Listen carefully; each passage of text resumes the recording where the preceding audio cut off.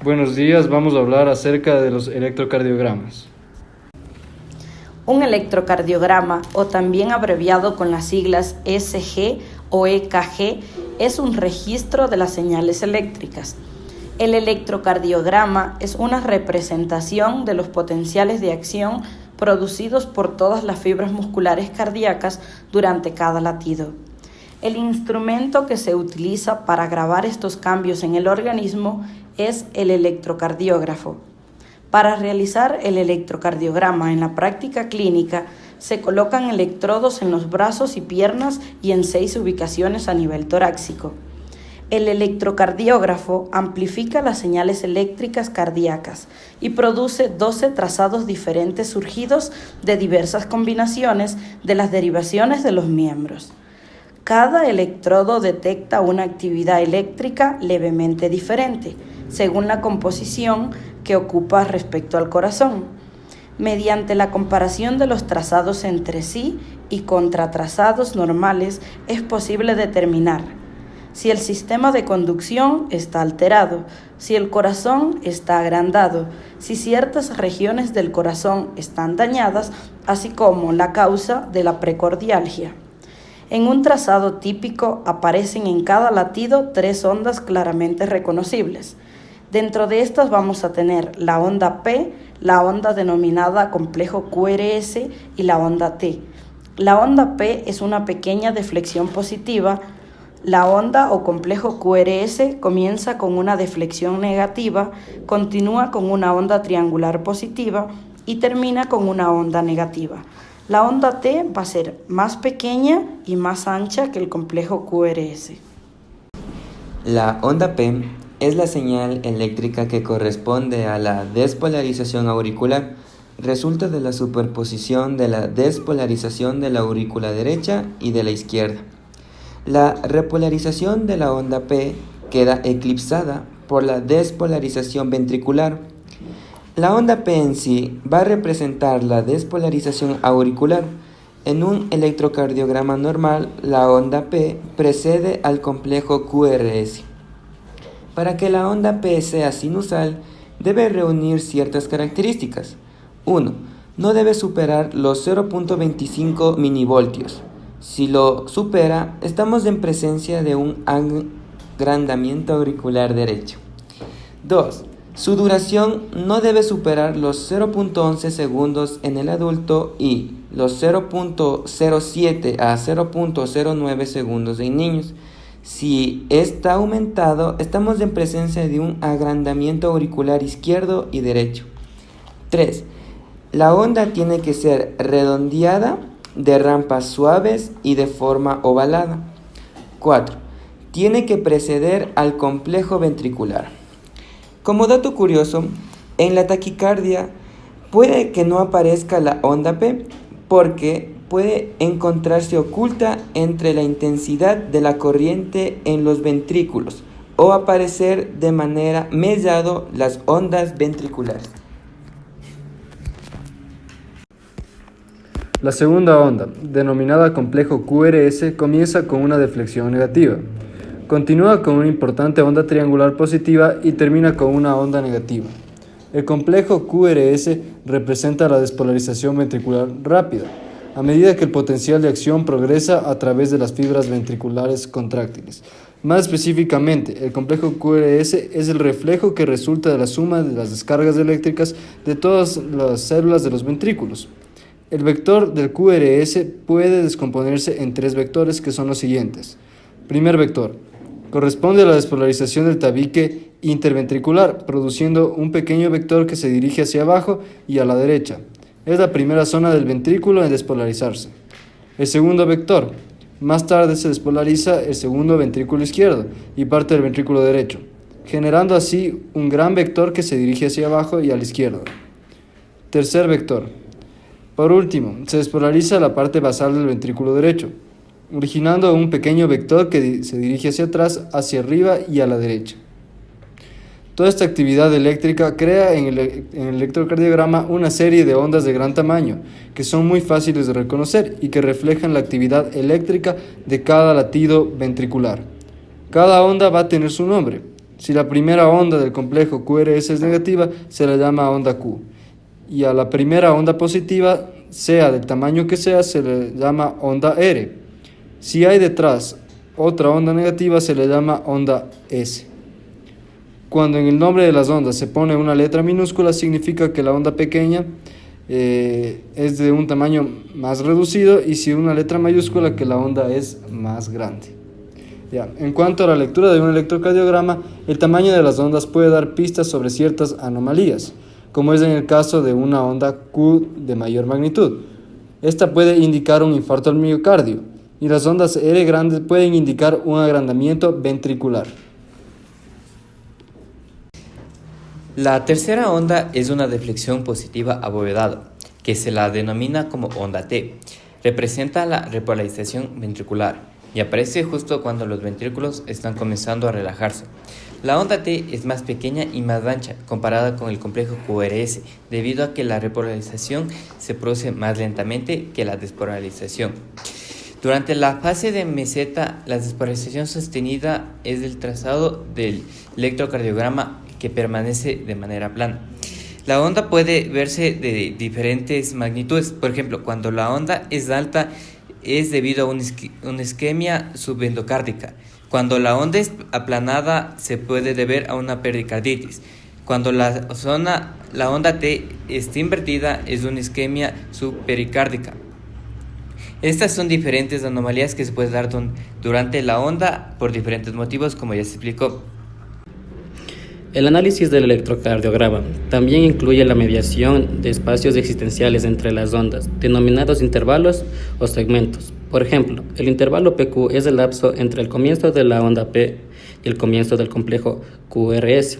Representa el tiempo de conducción desde el comienzo de la excitación auricular hasta el inicio desde la despolarización ventricular. Dicho de otro modo, el intervalo PQ es el tiempo requerido para que el potencial de acción viaje a través de la aurícula, el nodo AB y las fibras renales del sistema de conducción. Cuando el tejido cardíaco existen cicatrices causadas por procesos como las enfermedades coronarias o la fiebre reumática, el potencial de acción debe desviarse y rodearlas, prolongando el Valoración e interpretación del electrocardiograma. Lo primero que debemos hacer es estar seguros de que el electrocardiograma esté bien realizado. Determinar si los valores de la velocidad del papel y de la amplitud son normales. En un electrocardiograma estándar, la velocidad es de 25 milímetros por segundo y la amplitud de 1 milivoltio por 10 milímetros. Además de esto, debemos darnos cuenta si están registradas las 12 derivaciones y que el electrocardiograma no tenga demasiados artefactos que dificulten la lectura. Se debe hacer un estudio sistematizado del electrocardiograma para evitar errores u omisiones importantes. Para esto tenemos una secuencia para entender el electrocardiograma. Debemos entender el cálculo de la frecuencia cardíaca, el análisis del ritmo cardíaco, la valoración del intervalo PR, la valoración del intervalo QT, el eje eléctrico, las alteraciones del segmento ST. Primero, la frecuencia cardíaca es el número de veces que se repite la sístole cardíaca durante un minuto, es decir, el número de veces que se contrae el ventrículo. Si el electrocardiógrafo utilizado no registra mecánicamente la frecuencia cardíaca, lo más seguro es contar con el intervalo RR, que son las contracciones ventriculares que hay en cada minuto de registro. 1 milímetro es igual a 0,04 segundos, por lo tanto, 10 milímetros va a ser igual a un cuadrado grande. Y 1 minuto es igual a 60 segundos, por lo tanto, 60 segundos dividido para 0,4 segundos sería igual a 150 cuadrados grandes. Es así como debemos contar el número de intervalos RR existentes en 150 cuadrados grandes. También debemos darnos cuenta si en el electrocardiograma estamos presentes ante una taquicardia o una bradicardia o una frecuencia normal, lo cual nos va a permitir el conteo o la frecuencia cardíaca exacta. En un electrocardiograma normal, por cada segundo hay 5 cuadrados grandes y en un minuto habría 300 cuadrados grandes. Es así como podríamos determinar la frecuencia cardíaca de este. Localizaríamos en el electrocardiograma una onda R que coincida con la línea gruesa y contaríamos el número de cuadrados grandes que hay hasta la siguiente onda R y dividimos 300 entre el número de cuadrados grandes. Pero si la línea gruesa no coincide con la segunda R, diríamos nuevamente 300, pero esta vez le sumamos al número de los cuadrados grandes 0,2 por cada cuadrado chico que va a haber. Además de esto, podemos tener una frecuencia cardíaca con un ritmo irregular, como se presenta en algunas arritmias. Habitualmente se registran 10 segundos, por lo que hay que contar todos los QRS y multiplicarlos por 6. Ya. Paso 2. El ritmo cardíaco. El ritmo cardíaco es la sucesión de sístoles cardíacas. Para determinar que el latido rítmico se confirma la constancia de los intervalos RR en la derivación 2. En condiciones normales, lo que determina el ritmo cardíaco es en el nódulo sinusal. Para determinar que el marcapasos cardíaco en el nódulo sinusal sea regular. Es así como tendríamos un electrocardiograma que esté en ritmo sinusal. Para ello también debemos determinar si cada ciclo cardíaco tiene una onda P producida por el nódulo sinusal y seguida siempre del complejo QRS. Y si cumplimos todas estas condiciones, es así como podemos decir que el electrocardiograma es rítmico y está en un ritmo sinusal. Ahora el intervalo PR. Se debe medir el intervalo PR normalmente entre 0,12 segundos y 0,20 segundos. Esto va desde el inicio de la onda P hasta el inicio del QRS. Esta prolongación del intervalo PR nos va a permitir diagnosticar un bloqueo auriculoventricular de primer grado. Un intervalo PR corto permite diagnosticar también el síndrome de Wolff-Parkinson-White. Ya, después del intervalo PR, vamos también a verificar en el intervalo QT. Se debe medir el intervalo QT desde el inicio del complejo QRS hasta el final de la onda T. El intervalo QT varía en dependencia de la frecuencia cardíaca, por lo que se debe corregir su valor según la frecuencia cardíaca. El intervalo QT es normalmente entre 300 milisegundos y 400 milisegundos. Entonces, podemos decir que el intervalo QT me va a indicar el tiempo que dura el potencial de acción ventricular desde que se despolariza hasta que se repolariza. Este va a aumentar ante un infarto de miocardio. También cuando tengamos una hipocalcemia, hipotiroidismo, tratamientos con quinina o también procainamida.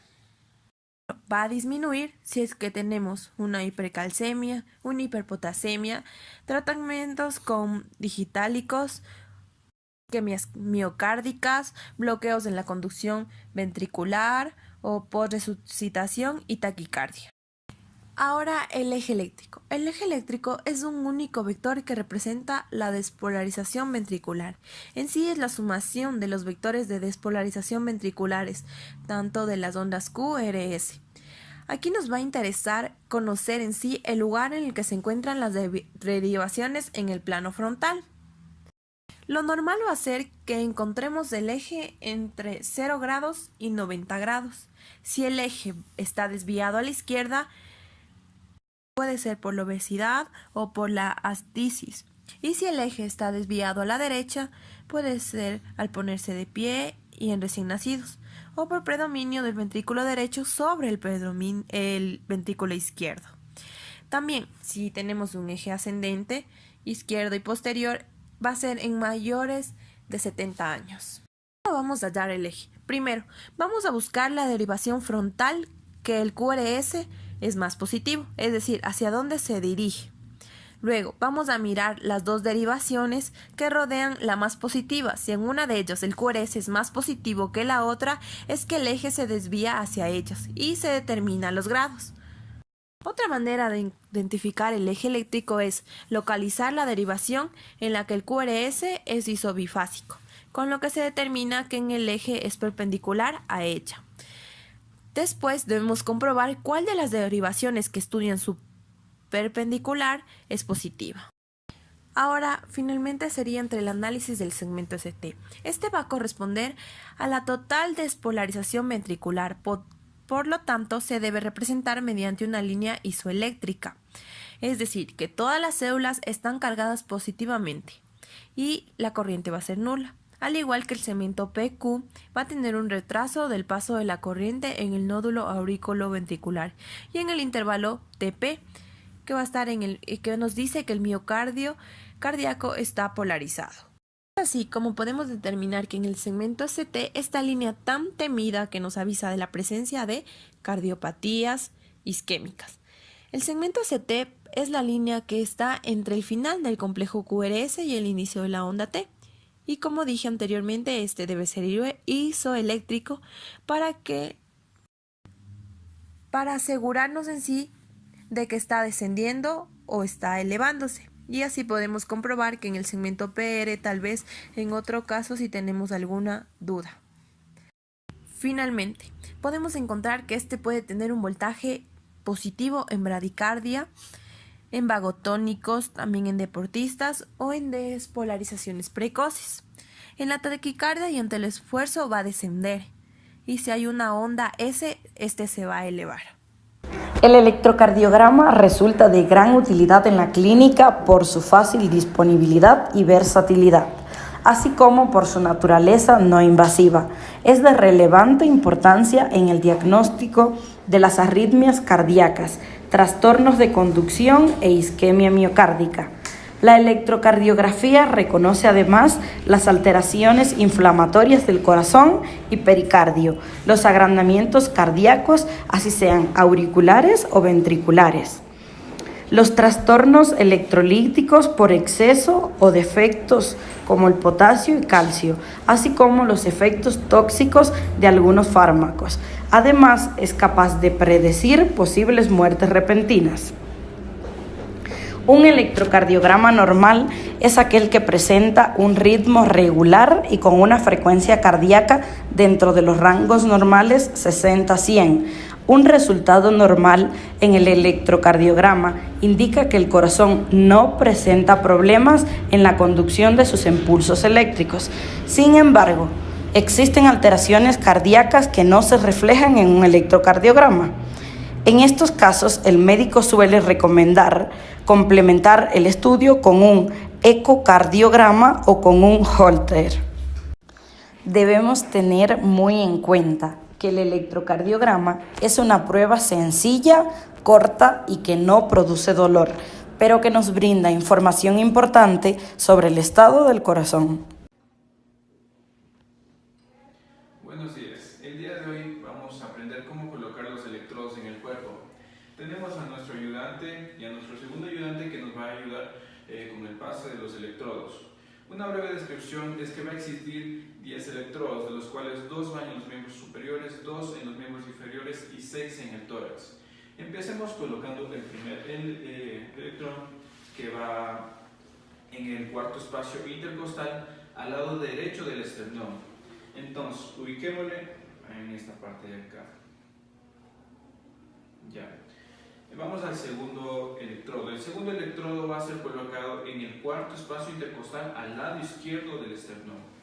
Entonces, por acá. Ya. El tercer electrodo va a ser colocado entre el segundo electrodo y el cuarto. Vamos así más o menos a colocarlo acá. Nuestro cuarto electrodo va a ser colocado en lo que es el quinto espacio intercostal.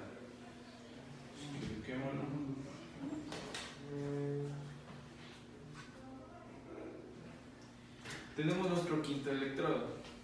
El quinto electrodo va a ser colocado en la misma línea horizontal que había estado el cuarto electrodo, pero en esta ocasión vamos a ubicar la línea medio clavicular, que es la línea imaginaria que baja desde el centro de la clavícula.